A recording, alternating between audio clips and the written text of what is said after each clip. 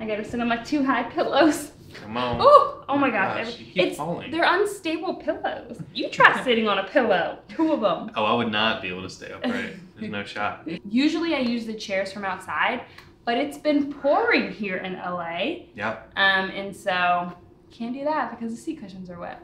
A rare, dreary day. The weird thing about it is when we moved here last November, it rained like 10 times in like a week. It was like, it wasn't that much.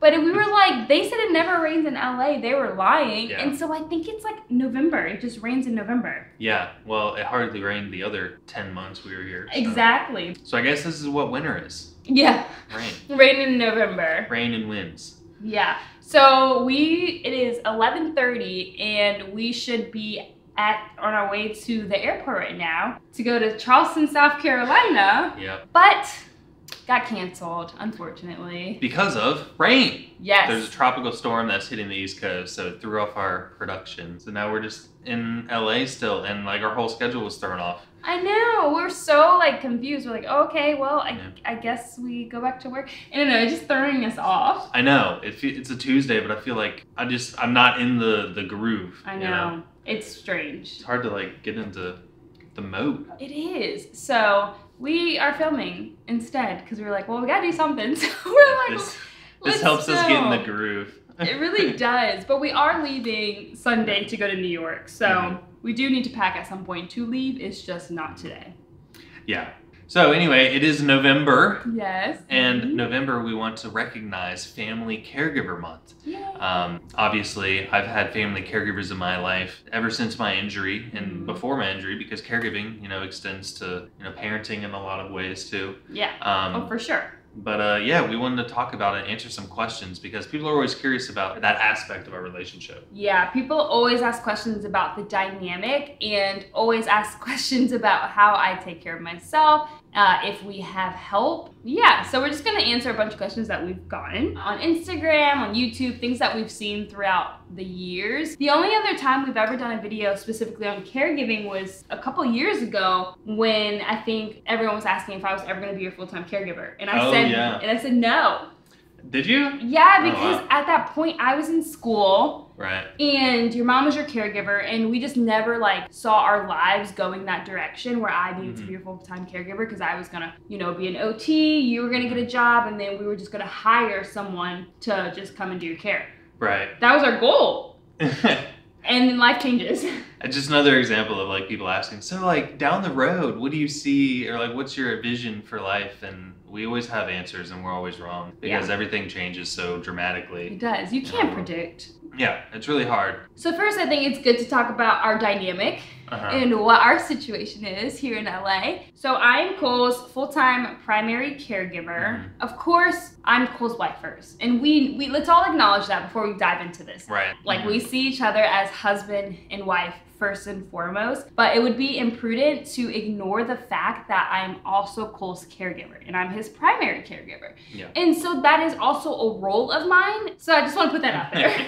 Right. And I'm sure people wonder like why we made that decision. First of all, we are one of many couples who live within this dynamic. A lot of inter-abled relationships like ours choose to have the spouse as the full-time caregiver because in a lot of ways it makes sense. And especially in our case, it makes sense too. Especially in our case. There's a lot of reasons for that. One reason is like routine, for example. Our lives are very like day-to-day, like we just mentioned we're supposed to be on a flight to South Carolina and that completely changed. So it would be very challenging for us to have a caregiver or like a team of caregivers on this certain schedule when our schedule is constantly in flux. Yeah, and then the other thing is like we kind of just like, we really like it just being us, and we like going on our routine whenever we want to go by whatever routine we have for the day. And so when you have a caregiver, you have to abide by their routine. So if they're there, supposed to be there at 7 o'clock, you have to get up at 7 o'clock every morning no matter what. Because that's what they're there for. Yeah. And like we don't want that. For years, we've just had our, like yes, we get up at the same time every single day, but I like that it's our choice. And I feel like having a caregiver kind of takes that choice away from us. Right. And so that's like something that we personally don't want right now. Yeah. Yeah, the other big one too is privacy. When you're in a relationship, it's just you two and your dog. You know, you have your own space. It's hard to constantly have someone else coming into your space. And like, obviously you'd get comfortable with that person after a while, but there's always that sense of, you know, are they judging how clean our apartment is right now? Are they judging this, judging that? Are they listening to our conversations? It's like, can we have an argument if we want to have an argument? You know, it's like when someone's constantly in your space, you just don't really feel like you have your own space. And so that's really something we value a lot, is having our own space. So that is a big factor in that decision to just have us do it ourselves. And I know caregivers become like a part of the family. And I know people in that situation who say, oh yeah, my caregiver is like family. They've been with us for years. They're so reliable.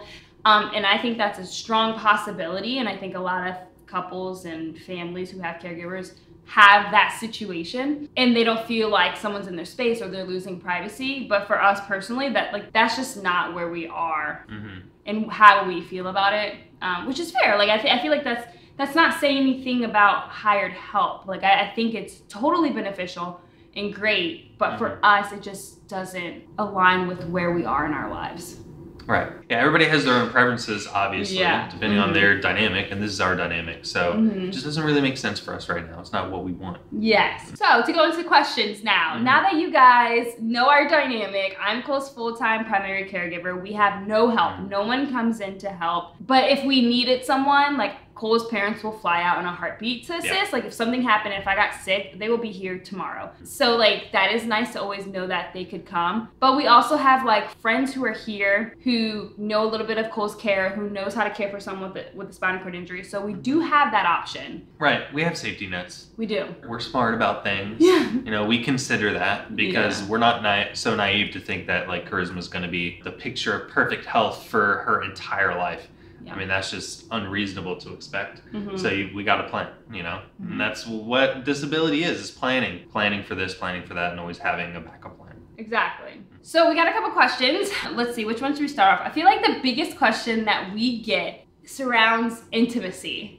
Of course. And how we maintain like intimacy when caregiving is involved. And I find that question to be so interesting. Like I totally understand where the question's coming from, but like I also like know our relationship and know that the intimacy is like much stronger because of the caregiving. Like it's so, you are forced to be so much more intimate, so much more vulnerable, open up, and I feel like that allows us to have a more intimate relationship.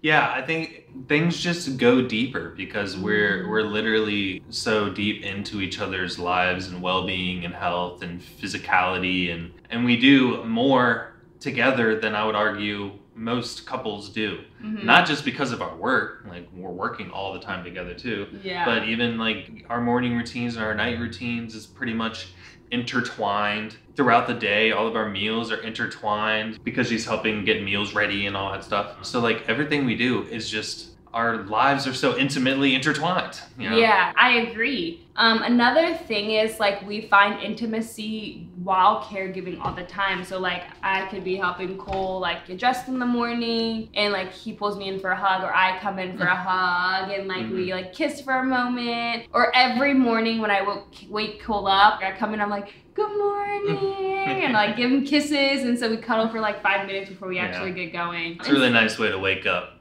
I can't imagine mornings without that. It'd be so much harder. And we've had it. We got in like an argument and I'm like upset the next morning and I'm like, I'm not gonna come in and say good morning. And I'm like being spiteful for no reason. And then I'm like, I could tell Cole, he's like, I miss my mornings. And then he'll like, can you give me a good morning kiss?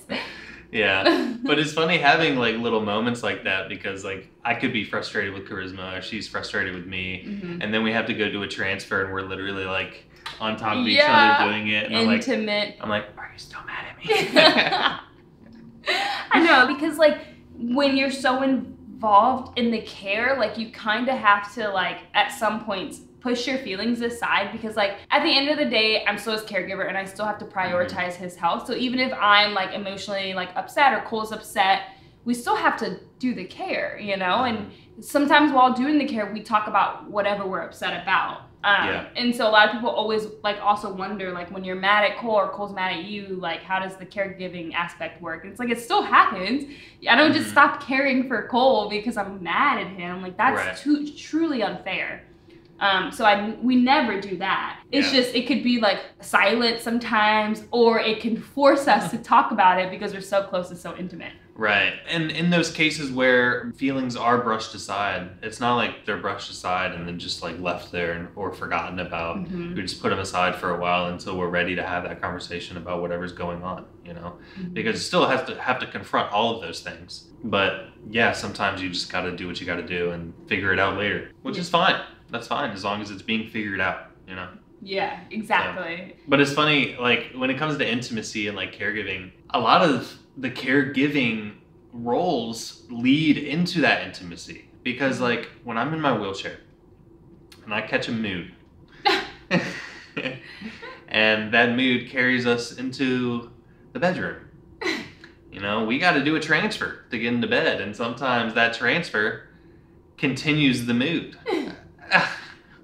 Trying to like beat around the bush here, but you know, like, it all happens together. I think you're blushing.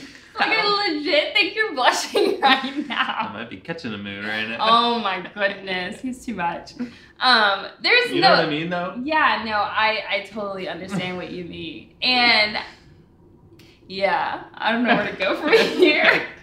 You're too much.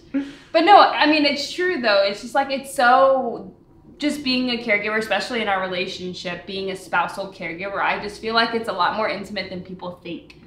I think the intimacy is like very strong, and I think that a lot of people in our situation, couples in our situation, say the same thing. Like, it's an intimacy like you've never experienced before, and I've been in relationships before, Cole, and like the intimacy is just completely different. It's just something about this dynamic that just is really special, and the intimacy is just really special. So yeah, there's a lot of bonding that happens when you go through things together, and boy, have we gone through some things. And like, we just get closer and closer. One of the most difficult things we ever went through was in the hotel in Charlotte, when I fell on the bathroom floor and she had to get me up on the bed from the floor, and we didn't have a Hoyer. And I remember at the end of that, like, she kind of broke down, but then you were also like, if we just got through that, we can get through anything. Yeah. And like, we felt so strong, and like, woke up the next day and we're just like, holy crap, like, we can do this for real. Like, if that's the worst that I can get and we just handled that like champs, mostly you, I just was a dead body that you had to throw around, then dang, you know, what can life throw at us that's gonna be harder than this? Yeah. Oh, there's a lot that could be That's harder. true. Let's be real. Maybe I shouldn't put that out in the universe. Yeah. You know, it wasn't the worst thing that could have happened, but it was a tough situation. And it was like, if we can get through this tough situation, we can get through a lot of tough situations. But of course, there are going to be situations that are going to be even more challenging, just in a different way, like having a child. Like, that's going to be very challenging, but in a different way. But the fact that we've gone through challenges before, we realize like we can just really do anything together. As long as we stay patient and communicate through whatever situation, like, we'll be fine. But yeah, it just makes us so much stronger, and caregiving is such a big part of that. You know? It is. It really is. I also get a lot of comments on YouTube about my health, me prioritizing my health, me losing weight, me looking stressed or tired. I think that some people truly are genuinely concerned, and I do appreciate the concern. But at the end of the day, like, also, like, there are always underlying circumstances to situations that you may not understand. And so when you comment on someone's weight, whether it's me or Cole, like, you always got to be like thoughtful when it comes to that, and just try not to, because like, you never know what's going on. Anyways, but I will talk about that. So when Cole met me, I was a gym fanatic. I would go to the gym like 2 times a day, that much. And I felt better about myself when I had muscle, when I looked bigger, when I just had more weight on me. And I was like very happy with that. But then when I met Cole, I realized like my body image and the weight I had and the curves that I had, it just didn't matter. And it was truly about how I felt on the inside about myself. And so like I was okay letting that part of my life go. So I stopped going to the gym as much and basically just lost the muscle that I gained. Now I'm at my like natural weight, which I've been at this natural weight for like literally 3 years. So I feel like a lot of people are just concerned that like it has to do with caregiving, but it doesn't. Yeah. Another thing that we see a lot, which is very frustrating for us both, is when a lot of like responsibility for things is put onto the caregiver when it really shouldn't be. And I'll give you examples. Like we're just talking about weight. Like that's something that we see a lot is like comments about like, oh, Cole's looking like he's gained a lot of weight. Like Charisma, you need to feed him less. Or Cole's looking skinny. Charisma, you need to feed him more. Oh my gosh, we literally saw that comment in the same video. I know. I was like, I'm confused. Yeah, it is. It is a little confusing. But what's frustrating about it is I choose what goes down my face hole, you know? I choose, and I struggle with that, you know? I won't lie. I love food, you know? I love food, so I eat a lot of it. And then I'm like, I'm also vain, so like I need to stop eating food. And then I stop for a while, and then I'm like, but I like food so much, and then I go back to eating. But that's all me. Yeah. It's all me. And it has nothing to do with like a caregiver or Charisma forcing me to eat more or less food. So why is the blame being shifted onto a caregiver? I think people need to realize that there's a lot that goes on the person being cared for as well as the caregiver, you know? Like you can make your own decisions. And a lot of the responsibility for all sorts of aspects of caregiving should be on the person with the disability too. I went for a long time with my parents, and my parents, God bless their hearts, they were fantastic caregivers, and they went above and beyond to the point where like I didn't have to do much of anything. So like I wasn't thinking about making sure I had my adaptive fork when we went out to dinner. I wasn't thinking about making sure my bag had ICs in it so I could go to the bathroom when we're out and about. They took a lot of that off my shoulders. I thank them for that, but now that I'm in a different dynamic where we have so much going on in our lives, so much to keep track of, those things are things that I need to keep track of because that's my care. I'm also responsible for my care. So I need to make sure I have the tools. I need to have the catheters. I need to have those things so that I'm always prepared in any given situation. And it's not Charisma's fault if I don't have a catheter. You know, that's my fault. I feel like a lot of caregivers might place that blame on themselves or burden on themselves, or feel like it should be on them for some reason, but it's a partnership, you know? Yeah. We're in this together. Well, especially in our relationship, because like I am your caregiver, but we're also like husband and wife. And so like splitting those responsibilities when we're going out, if I'm driving, if I'm gathering like our credit cards and this and that, is very helpful if Cole gathers the stuff he needs, like his catheters and his fork. And so like that's something that we've had to like figure out, you know, our dynamic. I think when it's a parent and a child, like a parent always makes sure the child is set and good to go. But like, you know, Cole's my husband, he's not my child, and I don't see him that way at all. And so I'm not gonna make sure he has everything he needs like I would do a child at all. Like, you know, you're a grown man, like make sure you have your stuff. I'm a grown woman, I'll make sure I have my stuff and we'll move on. And so that's how we like work our dynamic. And I feel like that's how most husband and wives do. Like, regardless of Cole's disability, I think this is a very typical husband and wife dynamic. Yeah. Splitting up responsibilities, that's normal. So moving on from that, I think a big topic that every caregiver knows about or should be aware of and should be considering is burnout. And so people are always curious about you. Do you feel like you've experienced burnout and that you still do at times?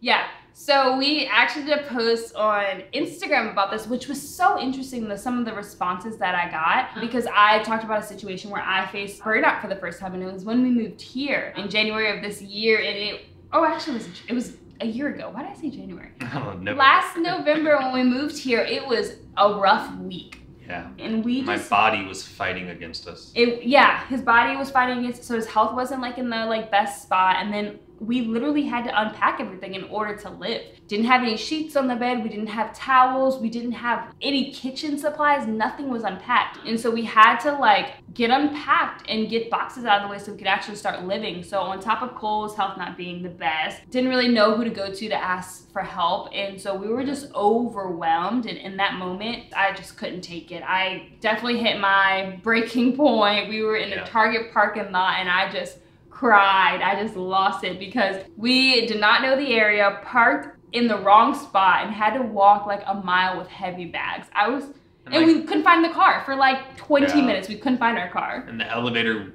that would have brought us right to the car was out of service, so we had to like go a complete different way, and it was just really rough. And I think what added to that whole scenario was just how scared we were that we had just moved across the country and things were not going well. They did not start off hot at all. No. And we were like, oh my God, did we just make the biggest mistake of our lives, you know? Fortunately, it didn't end up being the case. But like, tell me, I'm curious, what did you do to help you get through that moment and through that burnout and back to a better place? I think once we got unpacked, we were finally able to take a break. So I'm pretty sure after we unpacked, I think I just literally stopped.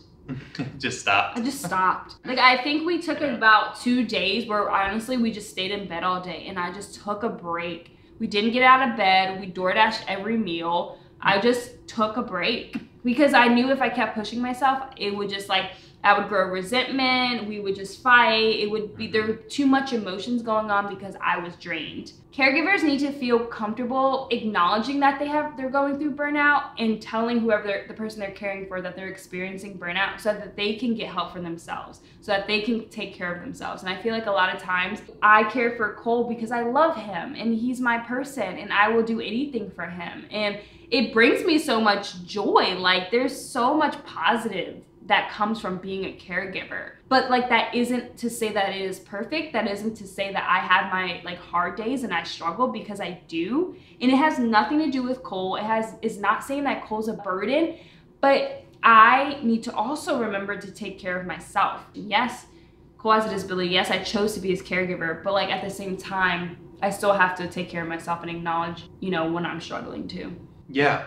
And, you know, I was just reading some statistics about this. Having a positive experience as a caregiver, but also feeling strain. So it was something like 50% of caregivers feel some strain. Around 17% feel a lot of strain, but also about 80+% still attribute a positive experience to their caregiving experience.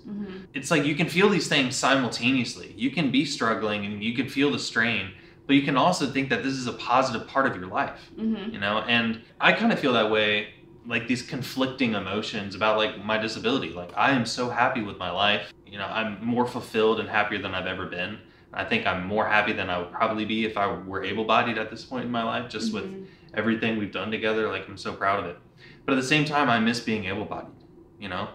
I don't deny that. And I feel both of those things. I feel proud of who I am and my disability. And I also, you know, just miss being able to do stuff easily, you know?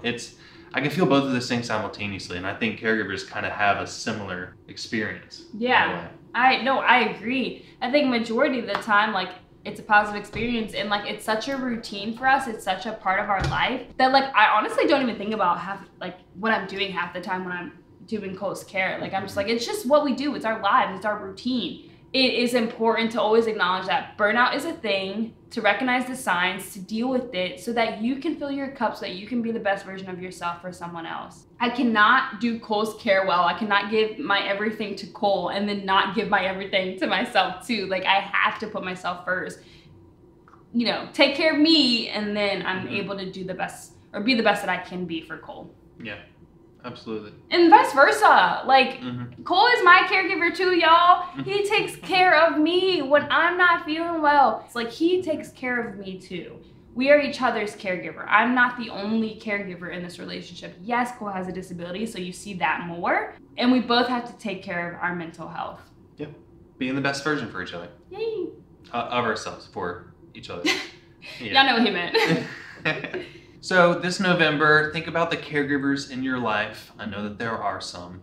1 in 5 adults in the US are caregivers. Yeah. So important as a caregiver is to connect with other caregivers and learn about their experiences, what they're going through. Yeah. They can support you, you can support them. And let's remember that about 30% of adults in the US are caregivers. So that's really important that we lift these people up. Yeah.